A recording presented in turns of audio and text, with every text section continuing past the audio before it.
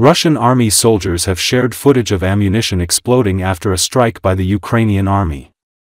As can be seen from the footage taken by Russian soldiers and circulated on Telegram channels, a series of powerful explosions and fire followed the strike on the ammunition storage area in a forest strip.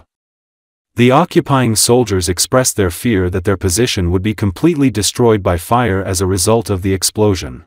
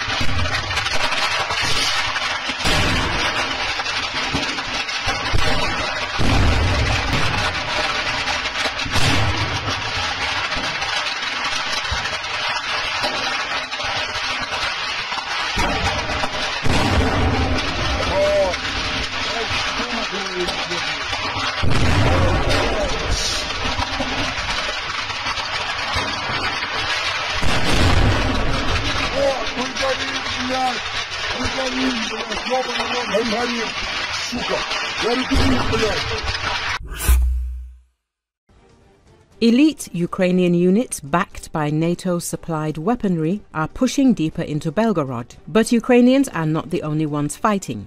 Leading the charge is a new, fierce group of Colombian stormtroopers, Euromaidan press reports. Trained for jungle warfare and hardened by fighting brutal cartels, they've become a nightmare for Russian Marines, VDV and even North Korean commandos, and they're just getting started.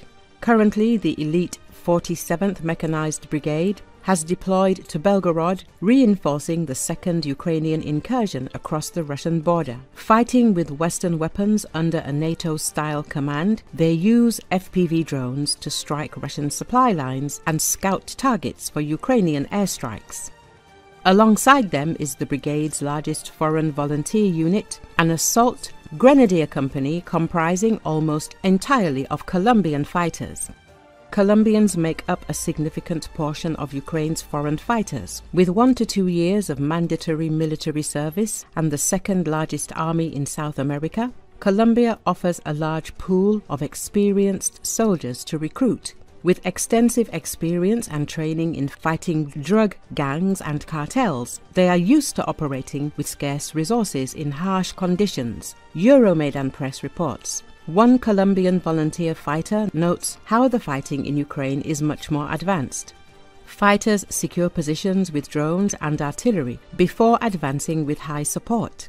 However, their instructors report that the extensive military experience of the Colombian volunteers makes them expert fighters once they are trained and ready for the battlefield of Ukraine. Commander of the 47th Colombian Volunteer Company of Ukraine explains that the Colombian fighters communicate clearly, both with each other and with him, can carry out missions independently, and that many prefer frontline roles, showing strong motivation and combat spirit. However, he adds that high costs severely limit recruitment. While Colombian assault troopers receive the same $3,000 salary, the brigade must cover travel expenses. He notes that 200 Colombians joined his unit in March, but over 2,000 more remain in Colombia, waiting for a ticket they cannot afford. In one mission, Russians had pushed close to the brigade's rendezvous point, threatening to overrun Ukrainian soldiers there.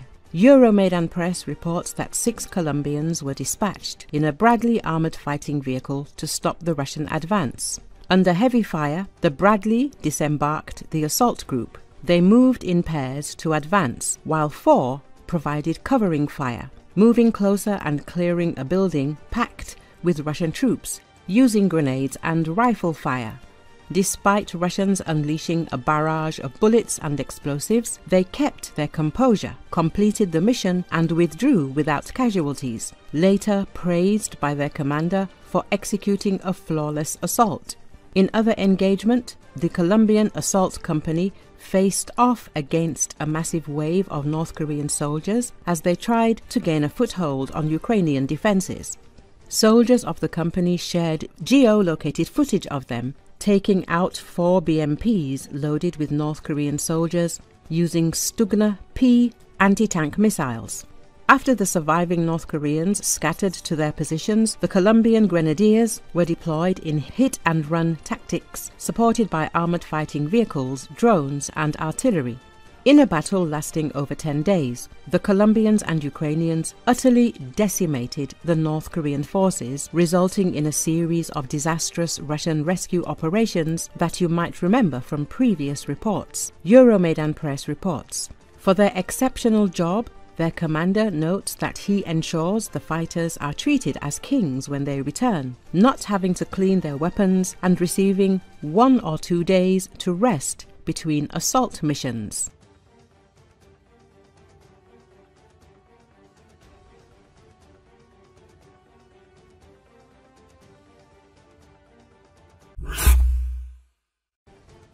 Syria's interim leader Ahmed al-Sharaa has confirmed for the first time that Damascus had made a formal request to Russia to extradite fugitive former Syrian dictator Bashar al-Assad, but the Kremlin had refused. The transitional president of Syria spoke about this in a conversation with the New York Times.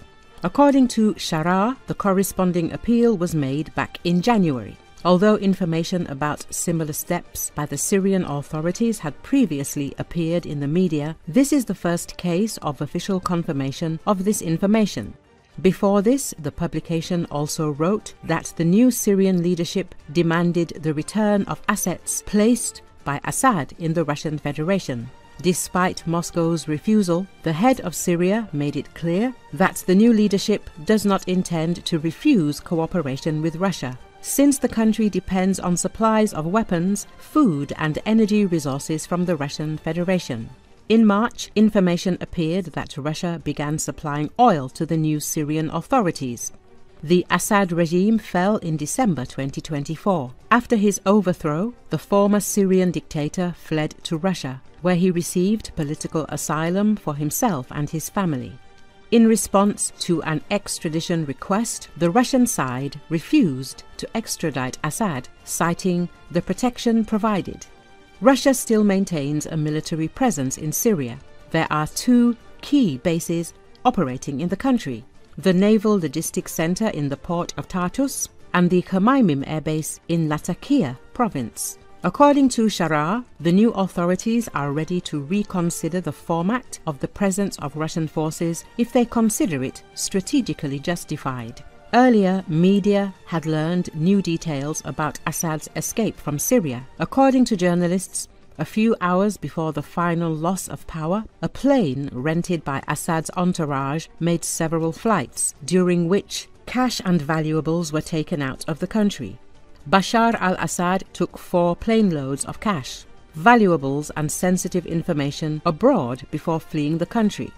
According to the publication, the removal of property was carried out from December the 6th to the 8th on a leased Embraer Legacy 600 business jet owned by Lebanese businessman Mohammed Webes Flying Airlines. The lease was organized by Assad's economic advisor Yasser Ibrahim.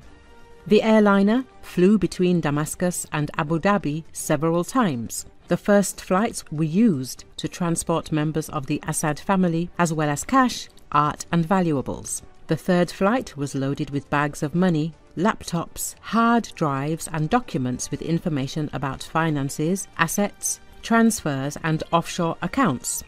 On December the 8th, after the rebels entered Damascus, Assad fled to Latakia and then to Russia, where he was granted political asylum. His supporter, Ahmed Khalil, flew $500,000 to the Russian Khmeimim Air Base on a rented plane, using diplomatic cover.